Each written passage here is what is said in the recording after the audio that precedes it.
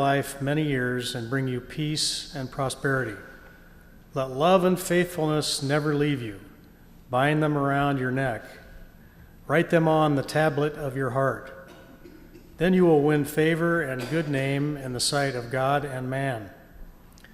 Trust in the Lord with all your heart and lean not on your own understanding. In all your ways submit to him, and he will make your paths straight. Do not be wise in your own eyes. Fear the Lord and shun evil. This will bring health to your body and nourishment to your bones.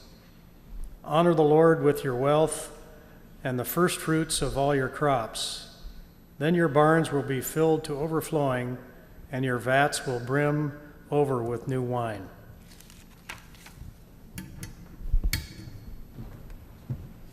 Thank you, Mike.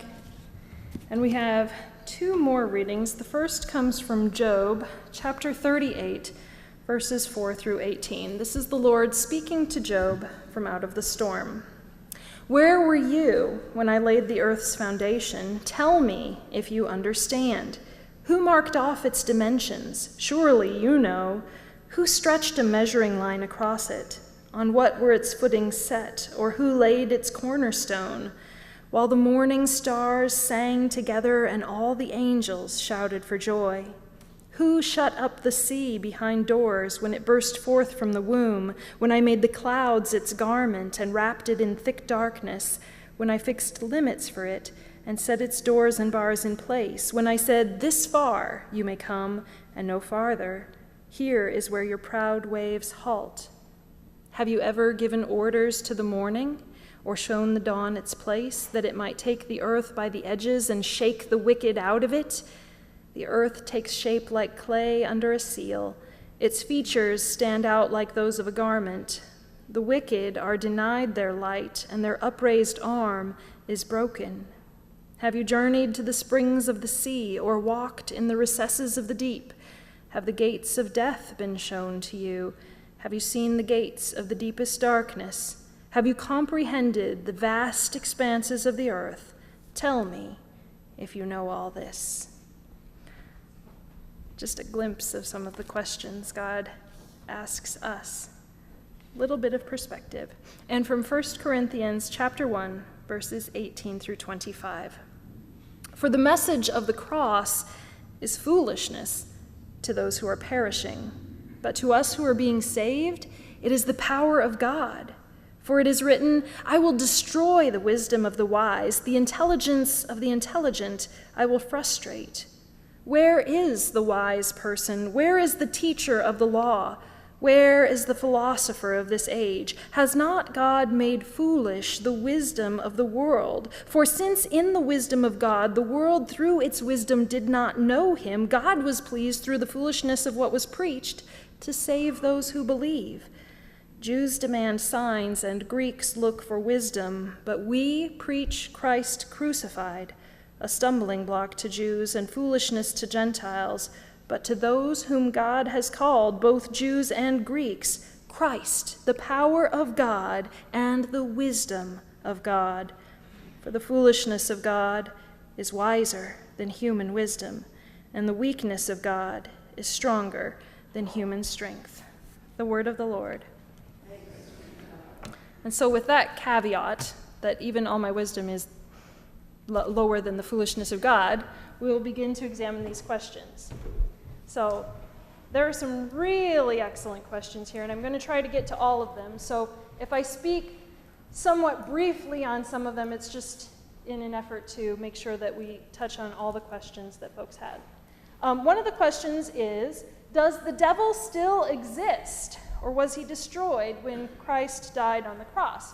Well, according to Scripture, Christ conquered death and was victorious over evil, over the devil, but that power is still at work in the world. So if you read in the New Testament, especially in the epistles, it kind of expounds in various places upon that. So there is still evil at work in the world, and I think we've all seen and experienced that. But Christ has the ultimate victory, which he won for us on the cross. The next one is kind of a related question. We are sad because of evil in the world, of war, illness, poverty, storms. How can we reflect God's love? I really love this question. This is really great. So, yes, there is evil, and sometimes it can seem bigger than we are and insurmountable and really powerful, but through God's love, we can resist evil, and we can do helpful things, and we can be the helpers even in times of trial and even in times of crisis and times of hardship. And I think that that's one thing that as a community of faith that we always try to do is shine light in the dark places and to be a light in this community. So reflecting God's love, it's, we do intentional, deliberate things that we meet together and plan, like, the community dinners that we help with and other things in the community, helping with the food pantry and things like that, but also just in our daily lives, just being patient with people, just being understanding, being compassionate. I think that is oftentimes the bigger challenge, because it's in those times of stress. Maybe it's when you're driving and somebody cuts you off. It's really hard to reflect the love of Christ then. I know when I was younger, I was hesitant to put a fish on my car because I wasn't sure that I was driving well enough to represent Christ. So I still don't have a fish on my car. At one point I did, but that car has been some time ago. Jesus' years from age 12 to 30. I've always understood we know nothing about those 18 years. In your studies, have you learned anything about those years? That's a very keen observation. Somebody really knows their stuff. We do have the story of the boy Jesus in the temple, and then we have one sentence. And Jesus grew in stature and wisdom and in favor with God and man. And then he's 30 and getting baptized by John in the Jordan. And that's really all we have from the scriptural record of what happened during those years. People, just based on the context of his life, have tried to fill in some of those gaps. I mean, we know his mother Mary was still alive, and so he was probably helping to take care of her until the younger siblings, the children of Mary and Joseph, were mature enough to help take care of her. But we don't really know. And that's one of those things that I have often said, that if we needed to know the details, we would have been provided them, but we don't know. But we do know the really important stuff of his active ministry from the age of 30 to 33. So, this is an excellent question. What is your best advice to say to or share with an unbeliever to be credible and help them learn? This is an excellent, excellent question. And I think, honestly, I really love how this was phrased, to say to or share with, because, our words can say a lot, but really a lot of sharing our faith is in how we live our lives. Because if we tell people, in one breath, oh, God is love and I'm a Christian and all this stuff, and then we turn around and do things that are contrary to our faith and hypocritical, then they're going to see that and go, okay, so being a Christian doesn't actually make a difference. You're just still kind of a jerk like everybody, and, why would I put my faith in that? It just seems so hollow and empty. So one of the best ways to, there's an old saying that's been attributed to various wise persons in the past, and that is, preach always, if necessary, use words. And it's basically the idea that how we lead our lives and even the quiet things that we do speak volumes to people about our faith. Now, that's not to say, well, you don't ever have to mention Jesus, because I think that there's the implicit and the explicit message. The implicit message is what people see in our lives, but then the explicit message are the things that we say and do. And those things, the most important thing is that those do not contradict, that they are in harmony, that what we say we believe and how we live our lives have integrity together, that we lead our lives according to our faith. And I think that's a huge challenge for all of us. That's something that I struggle with too. There's plenty of times when I get frustrated and, want to lose my temper, or behave in ways that are not appropriate, but one of the best ways that we can be a witness to others is to be forgiving, and to forgive even more, and to forgive even more, and to show forth the kind of love that God has for us and the kind of forgiveness that God has for us. Ooh, this is a really good question. What happens after death?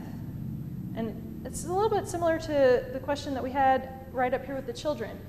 And, we don't really know, and I'm not even sure that we can really fully comprehend. I think that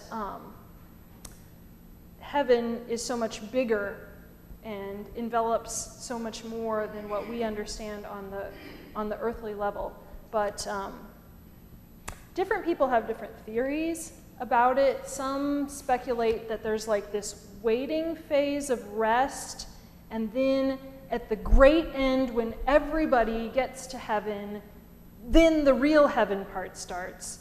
And some people feel like you pass immediately through into this wonderful picture of heaven. And some folks claim to have gone there and come back briefly with, near-death experience types of things. And I think it's interesting to read those because they give us little glimpses, and sometimes there's some remarkable consistency between their stories and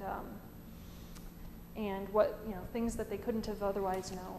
So we don't really know, but we are assured that it is good and it is peaceful and all will be well.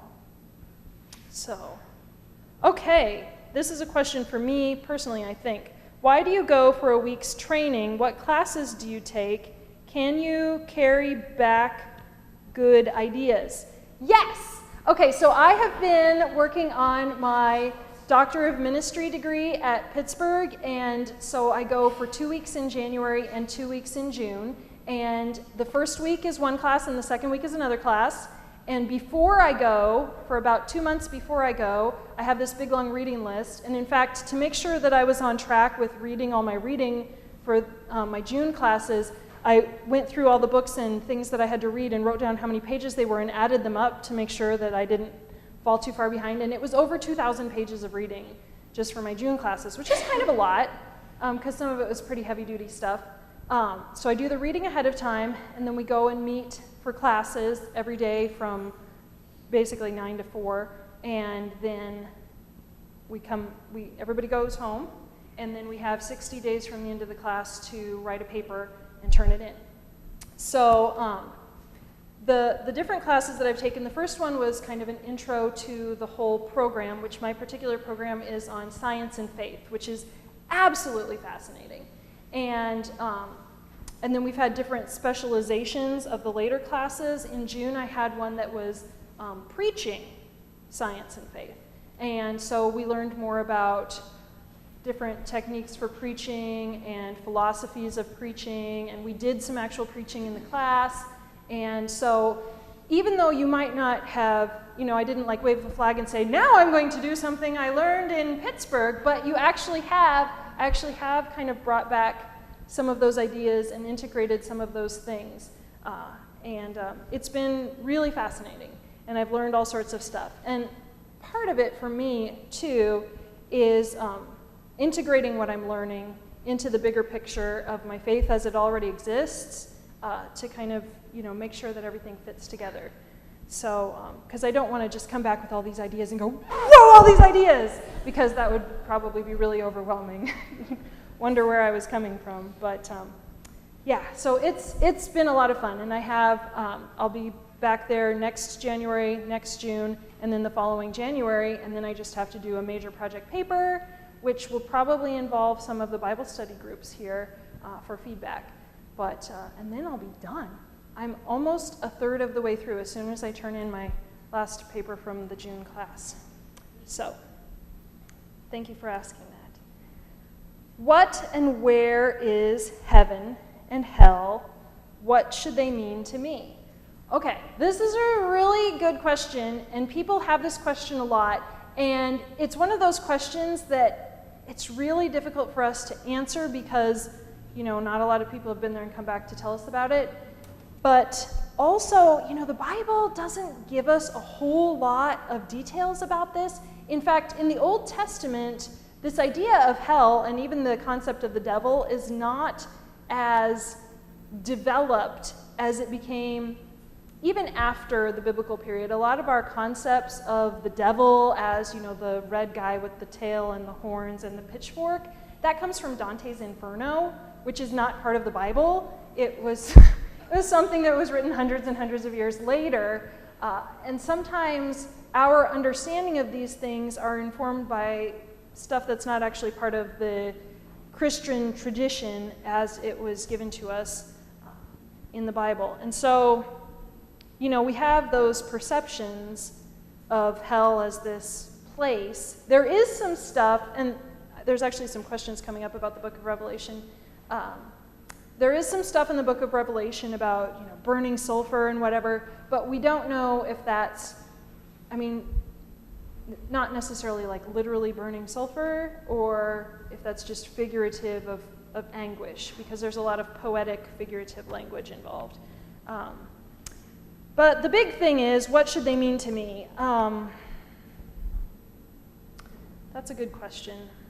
I guess I don't worry too much about hell, personally. Maybe I should. But I think, we all have the promise of heaven awaiting us if we have faith in Jesus Christ, and if we cling to that. And there is, in the Westminster Confession of Faith, it says, just as there is no sin so small that it does not deserve damnation, so there is no sin so great that it can bring damnation upon those who truly repent. In other words, no matter what horrible, terrible, awful thing you've done, if you believe in Christ and receive forgiveness through him, then that is wiped clean, and you are forgiven. You are forgiven indeed. And we try to communicate that every Sunday in our confession and assurance of pardon, but it's something to cling to, that nothing we do can separate us from the love of Christ, not even hell. So, where do babies come from? That's a good question. They come from their mama's tummies. There's kind of some biology involved there. You've got eggs and sperm and embryos and development, and it's a miracle. We, as modern people, have harnessed that, and we're able to start that process in a petri dish. But there are parts of that all we can do is stand back and go, wow, because God does amazing things. And we're just barely trying to figure it out. Now, I've got two different questions here that I put together because they're very similar. One is, will you ever preach on Revelations? And the other is, why aren't there more messages on the book of Revelations, hell, and the rapture? And for the most part, I preach during the school year. I preach according to the lectionary schedule of texts, which corresponds to the lessons that our kids are learning about in Sunday school, which I think is really helpful for them to reinforce those messages and to give more layers to what they're learning. But then during the summer, I did a preaching series. This summer has been The Questions God Asks Us. So Revelation, the book of Revelation, doesn't come up a whole lot in the lectionary cycle. There's 66 different books in the Bible, and so there's only 52 weeks out of the year, so you can't even, preach every book unless you double up each week. But there's some fascinating stuff there. A lot of it is difficult to interpret. Different people have said, oh, this symbolizes this guy who did this thing, and the world's going to end, and we can tell by the alignment of the stars. And most of those people who say, according to this hidden code, if you take each third letter and line them up backwards and read them from over here, we can tell when the world's going to end. The people who have said that, so far, they've been wrong every time because we're still here. So Revelation's a tricky book. There are some very deep and meaningful passages. And actually, the place that you hear me use passages from the book of Revelations the